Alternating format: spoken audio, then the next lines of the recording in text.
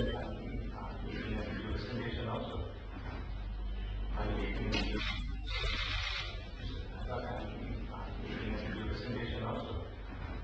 I think I want to start, just remind you about the, that most of the people have forgotten that the government and security forces has defeated most of the most ruthless terrorist organization of the world. We have to understand that it was a difficult period. I mean, it was not just hitchhiking or anything. It's a war, fighting with LTT, and of course there were difficult situations that we had to stop. Our military has to stop all the military operations in order to provide safe passage for these convoys to go in, taking the risk of the LTT counter-attacking on that moment. And we had many occasions like that, especially starting from Wakare, famous for very first time when we, the first operation in Wakare, that we had to send food convoys into Wakare. This is another very important point, that the identification of combatants from civilians is not an easy thing, because as we all know that, again I will produce video clips that LTT themselves had videoed, that they are what we have captured from the LTT, that how the LTT combatants were fighting with civilian clothes. They were not wearing LTT uniforms. So they were in civils, and also that once they get injured, if they change their uniform into civilian clothes, that you don't know that whether it's a civilian or a LTT card. But we treated them, we evacuated them, and we treated them in hospitals, irrespective of anybody who's injured in this area. But some people have forgotten and don't realize. I want to bring out this factor because some people talk about this civilian casualties. That it is a very difficult thing to identify a civilian casualty, and if the military had suffered 6,000 killed in action and nearly 30,000 wounded or injured at various degree, that you can imagine how much of LTT casualties to be. But nobody talks of the LTT deaths and the LTT injured and casualties. They all put these figures also into the civilian casualty figure. Nobody talks about the LTT casualties. Obviously there must be that amount of, if the army suffered that much of casualties because of the fighting, and at least the same amount of casualties you can expect from the LTT as well. I'm sure it is much more, because the firepower of the government forces is much more than the LTT firepower. So obviously there must be more casualties, but nobody knows how much, and nobody talks about that. That is why it's a danger. That you must understand that when you put casualties, that how you can identify a civilian and a combatant. Immediately after the defeat of the LTT, close to 11,000 combatants surrendered. These people surrendered, that included various categories. That maybe that people, some according to their statement, some had only 1 month involvement, some 6 months, some 1 year, some long-term involvement in the LTT. But we immediately appointed a rehabilitation commission general in charge of the rehabilitation, and we decided to rehabilitate these ex-combatants. We had a program drawn up. In fact, IOM that, wanted to assist us in that.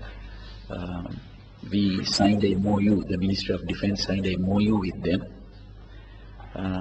to give assistance. And in fact, in that process, that they wanted their officials to be present with them, and also their officials to categorize these various levels, the intensity of their involvement, according to the intensity of their involvement. And they arranged some of officials to visit Colombia, one of their programs they're conducting in rehabilitating. But halfway, unfortunately, because of the pressure came from, I think there was an issue between ICRC and IOM, and they backed off from they had to, give up this whole assistance program to us, but we continued with the government funds.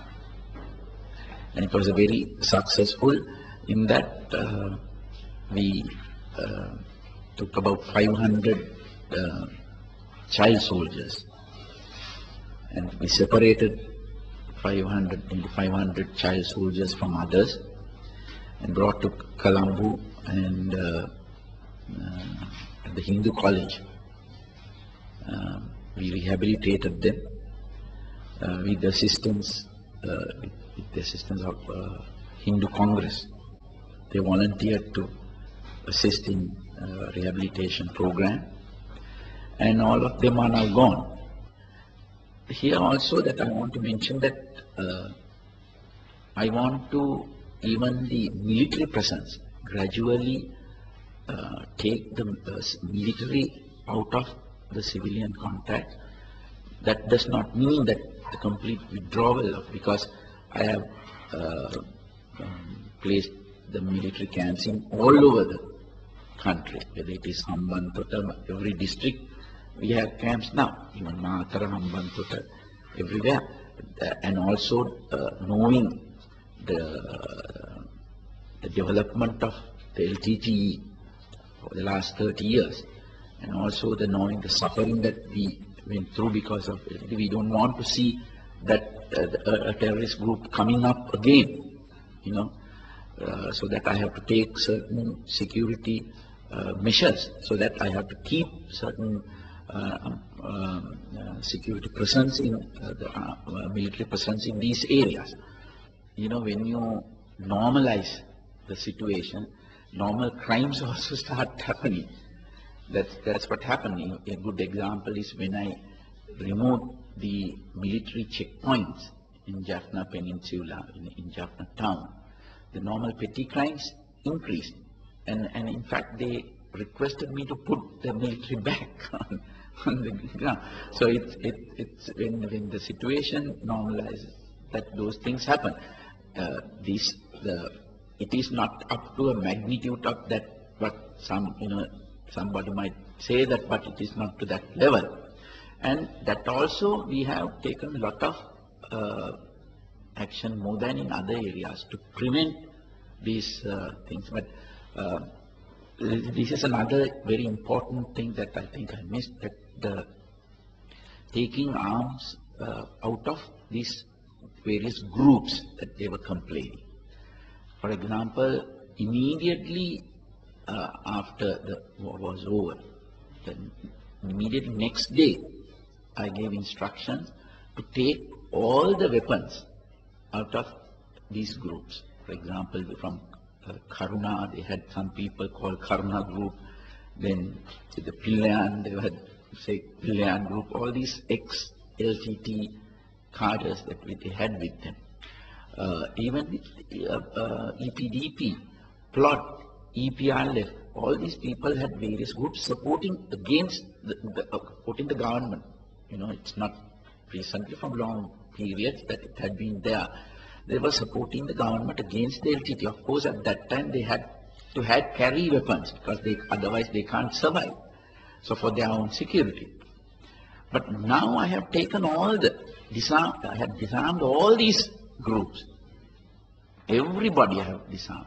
So maybe that, you know, even I have given instructions still to search them. We don't allow, if those days there was a situation that they carry weapons and go in Vaunia. But now they can't carry, only the Army, Navy, Air Force, police can carry weapons, not these groups. So we have disarmed these people. It's a very important move towards, I think it's a bold step, because immediately after that, we did that. Because we told them that we could provide, the police will provide security for them, that there is no necessity for them to any longer carry these things, because they can lead to these type of problems.